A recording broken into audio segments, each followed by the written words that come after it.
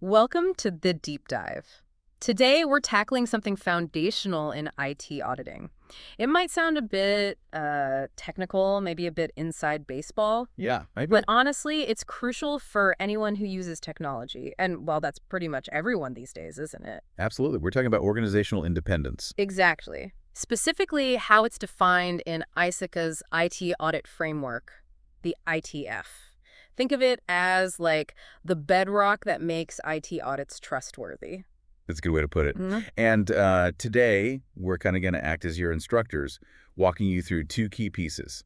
General Standard 1002, which is organizational independence itself, Okay. and then the General Guideline 2002, which gives us the more practical how-to. Right. And why should listeners care? Well, think about it like this. Imagine a building inspector reporting to the construction company owner they're inspecting.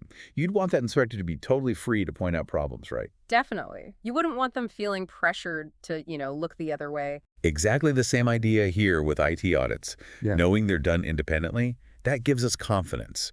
Confidence in the tech, the systems, the data, that it's all being checked properly without bias. So our mission for this deep dive is pretty clear then. Explain what this organizational independence thing means for IT audits, why it's so vital, and how the ITF says it should work in practice. Yeah, we'll break down the standard and the guidelines. Should give everyone a solid grasp. Okay, let's dive in. Where do we start?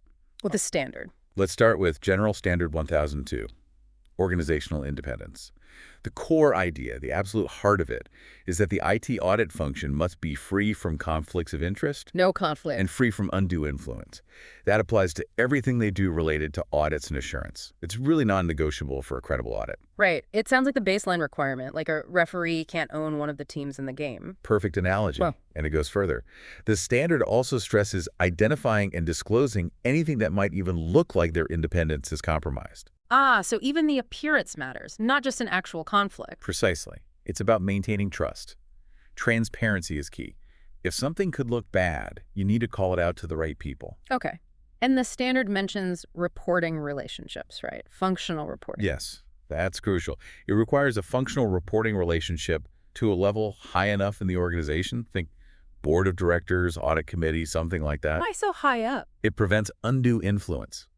If auditors report, say, directly to the head of the IT department they're auditing, well, you can see the potential problem. Yeah, they might hesitate to report negative findings about their own boss's area. Exactly. Reporting higher up, functionally, gives them that insulation, that independence to report findings without fear or favor. That makes total sense. It's about ensuring findings get to the top guardians of the organization unfiltered. Now, there's also an administrative reporting relationship mentioned. How's that different? Good question.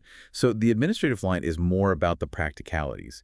It ensures the audit function gets the resources, the budget, the support they need to actually do their job. Ah, It covers things like agreeing on the scope of work, getting access, making sure they can conduct field work and report findings without being blocked or hindered operationally. so functional is about who they answer to for the integrity and independence of their conclusions. Right? And administrative is about having the practical means and support to actually conduct the audit properly. You've got it. One ensures the message is independent. The other ensures the message can actually be developed and delivered. Both are needed. Got it. Okay, that clarifies the standard, 1002. Now, let's talk about the General Guideline 2002. Organizational independence. This is the how-to, you said. Exactly. Guideline 2002 gives practical advice on achieving that independent standard. It covers things like where the audit function sits in the company structure, who they report to, and how independence is checked. Okay, so let's break that down. What about the position in the enterprise? Section 2002.2. Yeah, this is critical. Where IT audit is placed organizationally matters hugely. The guideline explicitly warns against reporting lines that could compromise objectivity. Like the example we just used, reporting to the head of IT operations. Precisely. That's a classic example of a potential compromise. The guideline says you need to avoid situations like that. It also mentions auditors avoiding non-audit rules, especially in IT projects where they might make management decisions. Yeah. Why is that a problem? It comes down to a concept called self-review threat. Basically, if you help design or build a system, Right. how objective can you really be when you come back later to audit that same system? You might consciously or unconsciously be less critical of your own work. I see. You'd be auditing yourself in a way. Exactly. So the guideline advises against taking on those kinds of management responsibilities in areas they might later audit. And it stresses that this balance, independence versus accountability, needs to be spelled out clearly in the audit charter. The audit charter. That's like the constitution for the audit department. Pretty much. It defines their authority, scope, and responsibilities. And independence needs to be enshrined in it. The guideline even talks about a time lag, doesn't it? If an auditor did have a management role. It does. It acknowledges that people might move roles. If someone was directly managing an area, there needs to be a reasonable cooling off period before they can independently audit that same area. Makes sense. How long is reasonable? Well, the guideline doesn't give a fixed number. It suggests that the internal audit function, maybe working with external auditors, should define what counts as direct management responsibility and determine an appropriate time frame to ensure objectivity isn't impaired. It's about creating enough distance. Okay, so placement and roles are key. What about the reporting level in Section 2002.3? This really digs into the functional reporting we touched on from the standard. Guideline 2002.3 emphasizes reporting to a level that absolutely guarantees complete organizational independence. High up the chain again. Yes. And critically, this reporting line must be defined in the audit charter, and the audit function should actually confirm its independence, usually annually, with the board or whoever is charged with governance. So it's not just set up once and forgotten. There's an ongoing check. Correct. It's a regular health check for independence. And the guideline lists specific things that should go to that high level, doesn't it, to sort of actively maintain that independence? Absolutely. It gets very practical here.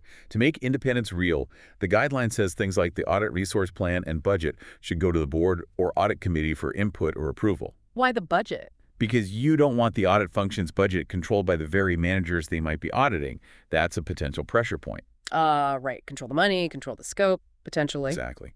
Other things reported up include the risk-based audit plan showing audits are based on risk, not management whim follow-up on audit findings, and importantly, any significant limitations they faced, like being denied access or resources. So it's about transparency and giving the board visibility into whether the audit function can actually operate independently. Precisely. It's tangible oversight. It's not just lines on a chart. It's active governance involvement. And the guideline also mentions support from the top. Yes. It stresses needing explicit support for independence for both the board and executive management. Sometimes this is even formalized through written communications across the organization. Wow, like a memo from the CEO saying support the auditors, they need to be independent. Something like that. Yeah. It sets the tone from the top, which is incredibly powerful in reinforcing the importance of an independent audit function. Okay, that really paints a picture of how reporting level works in practice. What about the last part, Section 2002.4 on assessing independence? This reinforces the ongoing nature of it. It's not a one-and-done setup. The guideline requires the IT audit function to regularly assess its own organizational independence. How often? At least annually. Yeah.